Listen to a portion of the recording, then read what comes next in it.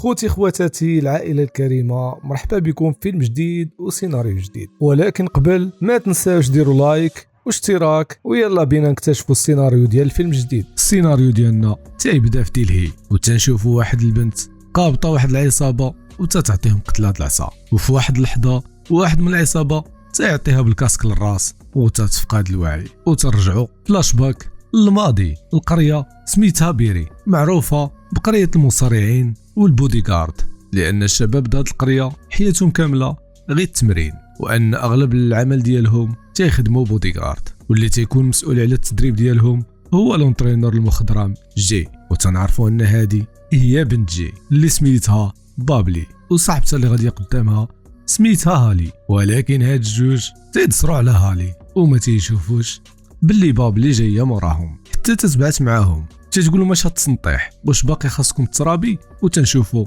انها ربطاتهم في واحد الشجره، وتنشوفوا هذا اللي تيتريني سميتو كاكو، وتيقول لصاحبو زيدني شي ديسك هنايا باش نبان حدايدي قدام بابي. ولكن غير صاحبو تيزيدو الديسك تطيح لا بار كامله من يديه، وهنا تدور فيه بابلي تتقول له هز على قدك، راك هتهرس من ظهرك وما تلقى اللي قابلك. تتمشي للدار تتعطي البهيمات الماكله، وتدخل للدار تتقول لهم ها سيري وجدي لنا الخبز وانتي مقابله غير الزنقه. تتمشي تتوجد لهم واحد الطرحاد البغرير، ولكن داك البغرير الشكل ديالو غريب.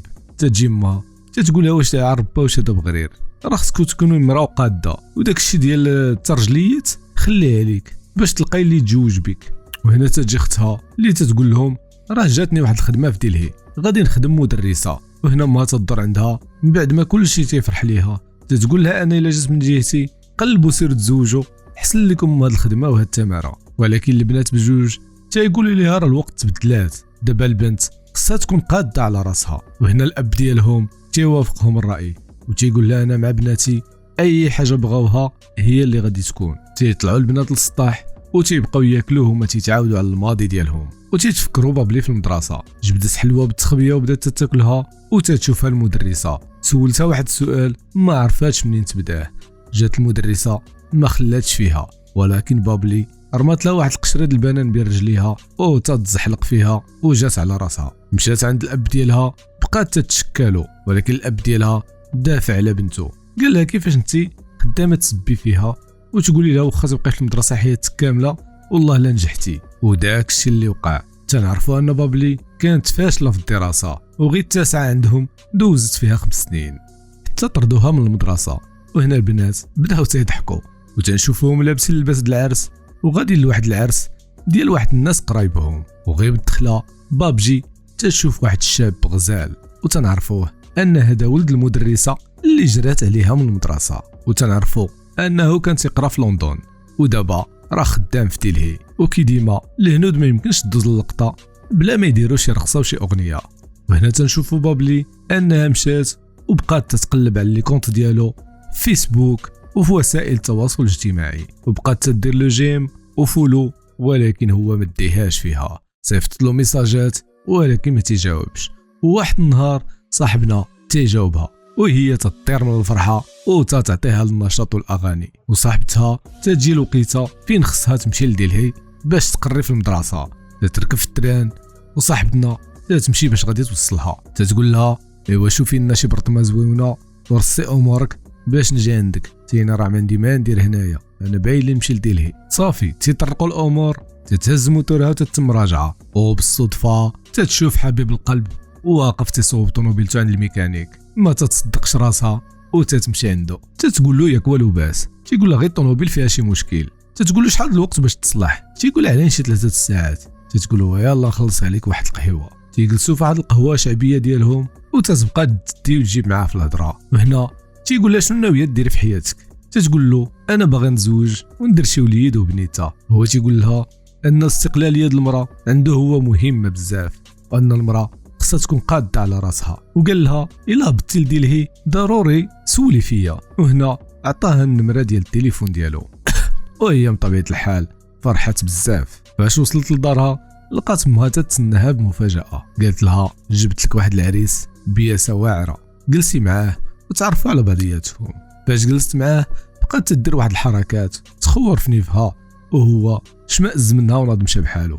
هبطت عند ما قالت لها انت، وتجالست تهضر مع عادي ما درت حتى شي حاجه، والسيد ناضمتها بحاله، يعني غالبا ما عجبتوش. وهنا قالت لها امها ماشي مشكل، راه الصيدلي د الحومه باغي يهضر فيك، غادي يجي يخطبك السيمانه الجايه. هي ما عطلاتوش، مشات عنده قالت واش عندك الفياغرا، بقى تيشوف فيها وما فهمش هاد بنادم كي دايره. وفاش تيجي السيمانه اللي مور هادي باش يخطبها تتجي هي اللي هتقدم ليه المشروبات، تيتفاجئ وتيهز حوايجو ويخرج بحاله، وهي تتبقى تبكي على امها وتقول لها شتي انا ما عندي زهر حتى واحد ما عجبه.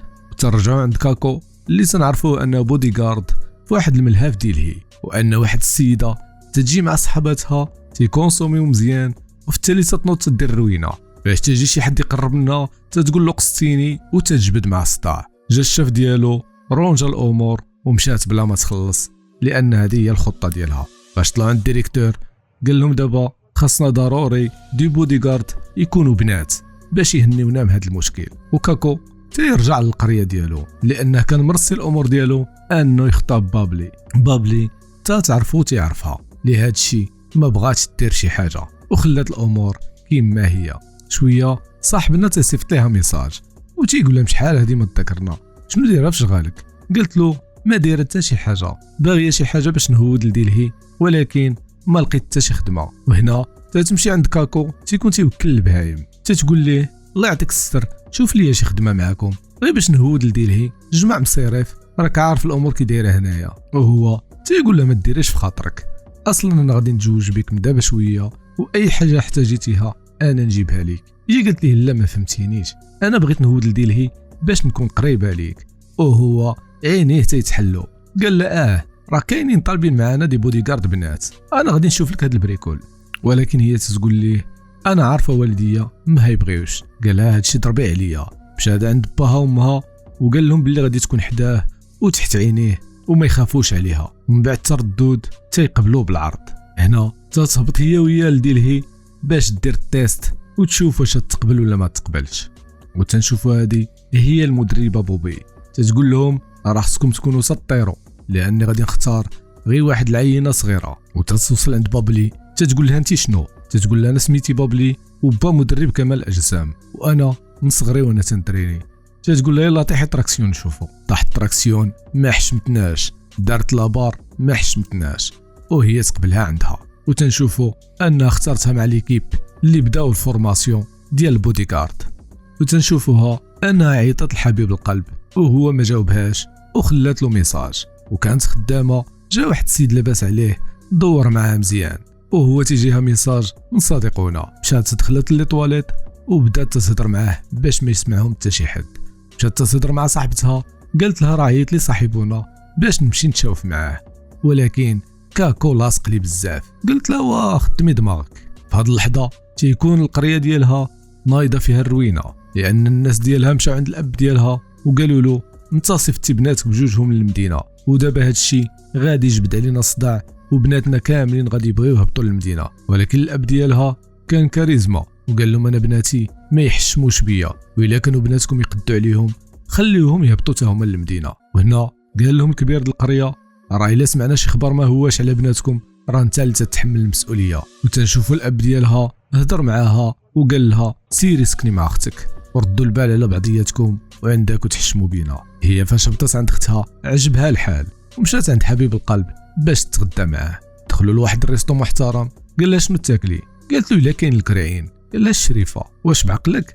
وطلب لها بيتزا فيجيتاريان. بداو تيجيبوا يديو في الهضره. قال لها انت واش ما تتفكريش تكملي قرايتك؟ قالت لها انا القرايه بيني وبها غير الخير والاحسان، انا الا كان شي حاجه اللي تتطلب القوه وما فيا ما نحرق دماغي. دابا راني خدامه سيكيريتي. تيساليو الماكله ديالهم وتيكونوا غاديين في الطريق. صاحبنا داير هوت بارلور وتتعيط له الصديقه ديالو تقول له فين راك؟ وحشتك. يقول لها تا انا توحشتك انفوقاش ما شفتك. وهي تتقول ليه واش ما بانتلكش هاد السيده زعما عليك؟ تقول لك يا حبيبي. قال لها عادي هاد الهضره عاديه ما بين الصحاب. وهي تطمئن انهم باقين صحاب. لا غد لي فيراج تيجي هو وصحابو للديسكو وتيكونوا ناشطين وهي تتبقى تراقبو بزاف. تترمي عينيها ما تيبان ليهاش وتتعرف انه هود للكراج باش يمشي بحالو هو وصحابو. فاش تتهود تتقول لي مالك زربتي علينا فين غادي؟ باقي الوقت. تيقول له حنا عندنا الخدمه وخصنا نفيقوا بكري، وهي تسولو فوقاش غادي نعاودو نشوفو. وهي وحده من الصديقات ديالو قالت لهم بطبيعه الحال في عيد ميلادو، وهو ما كانش ناوي يقول ليها. جا نهار عيد الميلاد الصاحبه ديالنا ضربت واحد الصاري بلدي ومشات باش تحضر العيد الميلاد، وغيتا توصل تيبان عليها الفقر مقارنه بالناس اللي حاضرين تمايا، وتتهز الكيسان ديال المشروبات وتتبقى تشرب حتى ما تتبقاش عاقله على راسها، وتتبقى تشطح بواحد الطريقه هستيريه. تمشي تجلس في الجرده شويه تاجي عندها صاحبنا تيقول لها شنو هادشي درتي؟ تتقول ليه انا تنبغيك ومن النهار اللي شفتك مع امك في العرس. هو شاف فيها باحتقار قال له واش بعقلك؟ واش تظني انني انا غادي نبغيك؟ انا انت ماشي الستيل ديالي، وحتى الا فكرت نتزوج ما غاديش نتزوج بوحده بحالك. وهي تتصدم الصدمه د العمر، تتخرج تتكون جالسه وتيجي واحد الجوج تيبغيو يتحرشوا بها، ولكن الاخت مغزفه تتقبضهم تتصبن بهم الارض، تينوضوا تيبغيو يهربوا واخا هكاك تتقبضهم تزيد تكمل عليهم، تيبان لهم البوليس تيمشيو تيجريو عندهم عتقونا منها الله يرحم الوالدين. باش تيقبطوها البوليس تيديروا لها محضر الاعتداء وتيزيدوا لها في المحضر السكر العلني. تيجيب باهو كاكو وتيجلسوا مع الضبيط تيقول لهم نتوما باينه فيكم الناس محترمين، ولكن بنتكم راه عطاتهم قتله د العصا وكانت سكرانه من فوق هادشي، وهادشي ممنوع في الشوارع ديال دلهي، ولكن على وجهكم نتوما ناس موقرين غادي نطلقوها، ولكن ما تعاودش هادشي مره اخرى. وهنا الوالد ديالها تيجلس حداها وتيبقى يهضر معاها غير بالعقل، تيقول لها انا ما عرفتش الظرفيه ديالك اللي خلاتك ديري هادشي، وانا تنثق فيك ثقه عمياء وباقي تنثق فيك وديما غادي نكون معاك. نهار فاش قالوا يزوجوك اولا تمشي لدلهي اولا تخدمي، انا تبعتك في داكشي اللي بغيتي ديري، وانا تنثق فيك وعارف انك غادي تصلحي امورك وما غاديش تحشمي بيا. وهي تتواعدوا باللي ما غاديش تشوف منها غير كل خير من دابا ورد الفوق. وهو تيقول لها انا راني متاكد من هذا الشيء، انت راك تربيتي يديا. وغيتا تمشي للدار اول حاجه تدير تمسح النمره د فيراج وكاع لي ديسكوسيون اللي كانوا معاه، وبكات بزاف وقررت ان هاد النقطه هي نقطه تحول في حياتها. ولا غد ليه اول حركه دارت مشات ليكول باش تكمل قرايتها، صافي ولات ستريكت في الحياه ديالها، تمشي لخدمتها تمشي لقرايتها وتجي للدار. وواحد المره كانت في البار وديك السيده اللي كانت دارت الروينه جات من جديد، وقفت باغي تضرب واحد البوديغارد، ولكن صاحبتنا تطير لها على يديها، زيرات لها على يديها، والاخرى بقات تتغوت وتتقول لها غير تلقي لي يدي. قالت لها الشريفه حنا عايقين بك، غادي تزيدي شي حاجه اخرى غادي نشطب بك الارض، غتخلصي هاد الشيء واخر مره نعاود نشوفك هنا. وداكشي اللي دارت هي وصحابتها بالتقفقيف خلصوا داكشي اللي تيتسالهم وخرجوا من لابواط. وهنا تتجلس مع تشاكو وتيبغي يجبد مع الموضوع الزواج، تتقول لي باش نجيك من الاخر انت راك صديق ديالي قديم وبحال خويا، انا ما تنفكرش فيك في الزواج واني تنشوف فيك اخ ديالي. وهو قال لي حتى انا ما عنديش مشكل وغادي نبقى اخ ديالك وصديق ديالك الى الابد، الا احتاجيتيني غادي تلقايني معاك. وترجعوا للميراج وواحد من صحابو تيقول له مالك ما بقيتيش مع اتصال مع بابلي؟ قال له هذيك ماشي لو جونغ ديالي، زائد ديك الروينه اللي كانت دارت صافي من ديك الساعه راني قطعت معاها. واحد نهار بابلي تتكون في الخدمه ديالها حتى تيبان لها داك رجل الاعمال تيتخنق وشاده الثقه، تتمشي تطير تتهز في طوموبيل وتجري به لواحد المصحه اللي تينقذوه في اخر لحظه. وتنشوفها جالسه في الدار مع والديها اللي جاو عندها لدلهي ودارت لهم واحد الخبز غزاله. قالوا لها ودابا ها انت وليتي تتقادي، وهي حتى اللكنه ديالها اللونجلي تسرحت مزيان وهما يتفاجئوا. قالوا ليها عمرنا ما ندمنا على اننا صيفطناك لدلهي. وبالليل تيكون ميراج كاين تما في ديك لابواط وتيتجابد الصداع هو واحد بنادم تيقول له واقيلا ما عرفتينيش، تيقول له انا ولد اكبر سياسي في المنطقه وإلا درتي شي حاجه راه ما يعجبكش الحال. وهنا تيدخل باكو وتيفارقهم، ولكن غير تيهبط باش غادي يمشي بحالو تيلقاهم تما تيجبدوا عليه فردي وتيبغيو يتيروا فيه. ولكن في هاد اللحظه تتبعت معاهم بابلي وتدور عنده تتقول له بغيتي تقتلو قتلو، ولكن خصك تشوف ان فوق راسك كاينه كاميرا وعلى اليسار ديال الكاميرا، وإلا وقعت شي حاجه راه لا انت ولا الوالد ديالك غادي تمشيو فيها. وصاحبنا شاف الكاميرات وهو يجمع الفردي ويمشي بحاله. صاحبنا ميراج تيبقى غير حال فمو كيفاش هالسيده بهاد الكاريزما هادي باش تيمشي يدوش في الدار وتيبقى يفكر فيها، ولا غد ليه تيعيط عليها تيقول لها بغينا نتشوفو، تتقول لي اسمح لي ما مسالياش عندي القرايه، ولا غد ليه تيجي عندها لحدا الباب تلقاها خارجه ما تتديهاش فيه وتتبقى غاديه، ولكن صاحبنا تيدير لها للسوق تيقول لها اجي نوصلك، تتقول لي لا انا باغي نمشي بالمترو وتمشي بوحدي، ولكن واخا هكاك طلع مع المترو ودار لها للسوق واعترف لها انه تيبغيها وانه ما يقدرش يعيش حياته بلا بها، ولكن هي تتقول له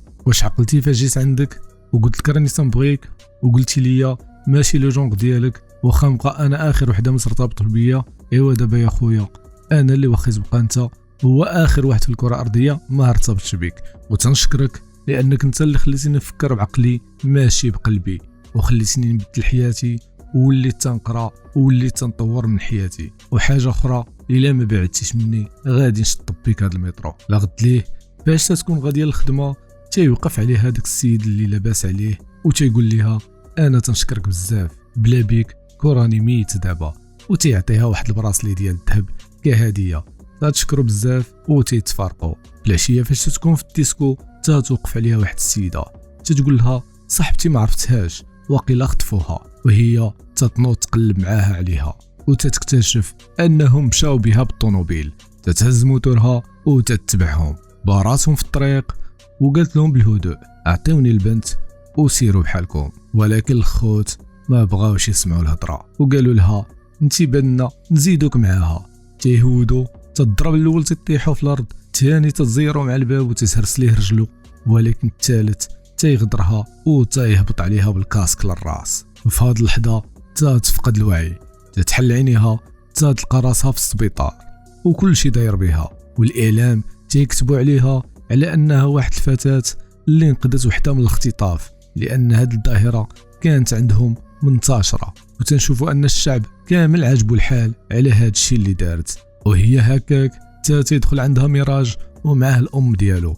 وتتقول لها انا تنطلب يديك الولد ديالي، وهي تتاكل التفاحه وتتقول ماشي مشكل انا موافقه، ايوا وتبداو الاحتفالات الهنود كي ديما، وتنعرفوا ان الرئيس ديال البلديه تعيط ليها وتعطيوها الشهاده وتعطيوها التتويج لانها جات من الاوائل في المدرسه، وفي الكلمه ديالها تتقول للبنات انكم خصكم تكافحوا وتبنيو راسكم، وتنشوفوها انها هي راكبه على الميطير ديالها ودايرين بها لي بوديغارد، وهذه اللقطه الثانيه في السيناريو ديالنا. وهنا تتسالى القصه ديالنا، وإلا عجبكم المحتوى ما تنساوش ديروا لايك وديروا اشتراك وفعلوا الجرس باش تشوفوا معنا الجديد.